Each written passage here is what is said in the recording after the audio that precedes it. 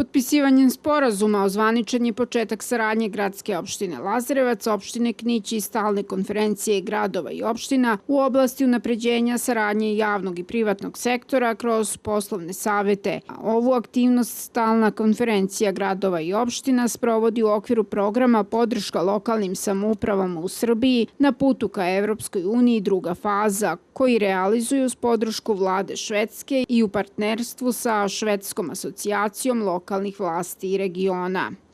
Želimo i krenut ćemo pre svega od analize postojećeg stanja. To je ono što je ključ uspeha u ovakvim projektnim aktivnostima. Čuli smo da postoji snažna volja i kod jednih i kod drugih da se uključe u punoj meri, da znači pored onoga što nudi sama opština, odnosno opštinska uprava ili politika u jednoj lokalnoj samoupravi, da će sigurno biti uključeni i privrednici, znači realni sektor, a verujem da tu ima prostora i za nevladin sektor. Na javni poziv stalne konferencije gradova i opština prijavilo se 65 gradova i opština. Žiri koji su učinili eksperti iz stalne konferencije gradova i opština i Švedske asocijacije lokalnih vlasti i regiona, kao i nezavisni eksperti izabrao je 10 gradova i opština, među njima su i gradska opština Lazarevac i opština Knić, čiji predstavnici su se zahvalili na ukazanom poverenju i izrazili spremnost za uspešnu saradnju na projektu. Na ovaj način ja smatram da ćemo uz tehničku i stručnu konsultantsku pomoć zaista dobiti smernice dobre za budući rad, za našu komunikaciju sa našim privrednicima, a pogotovo imajući u vidu da je država praktično prošlu godinu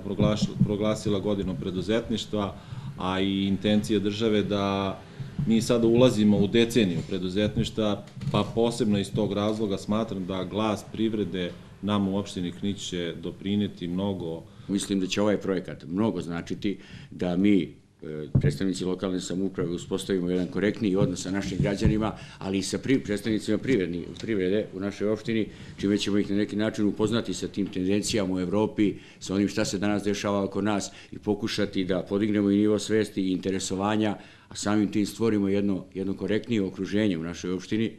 za razvoj preduzetništva, za dovođenje novih investitora. Današnjem potpisivanju sporazuma prisustvovao je i državni sekretar u Ministarstvu državne uprave i lokalne samouprave Bojan Stević, koji je pozvao gradove i opštine da se aktivnije uključe u funkcionisanje stalne konferencije gradova i opštine i na taj način kroz realizaciju projekata unaprede svoje funkcionisanje. Ono što je za nas značajno to je da je opština Lazarevac u prethodnom periodu, ovo je već 5. projekat koji dobijaju preko stalne konferencije gradova i opština, što je pokazatelj da zaista prate celokupno dešavanje i da su na dobroj liniji sa stalnom konferencijom gradova i opština. Knić je ovo opštini Knić je prvi, da kažem, ovakav neki projekat koji radi sa stalnom konferencijom gradova i opština i sigurno nadam se da će i dalje nastaviti dobru saradnju, jer zaista dosta toga mogu da povuku preko stalne konferencije gradova i opština i nas kao resornog ministarstva koje brine o jedinicama lokalnih samouprava. Svrha programa Podrška lokalnim samoupravama u Srbiji na putu ka Evropskoj uniji druga faza je pružanje podrške i dalja priprema gradova i opština u Srbiji za pristupanje Evropskoj uniji kroz unapređenje kvaliteta usluga, jačanje dijaloga između ključnih aktera i efikasnije lokalne administracije u skladu sa principima dobre uprave i poštovanjem rodne ravnopravnosti i ljudskih prava.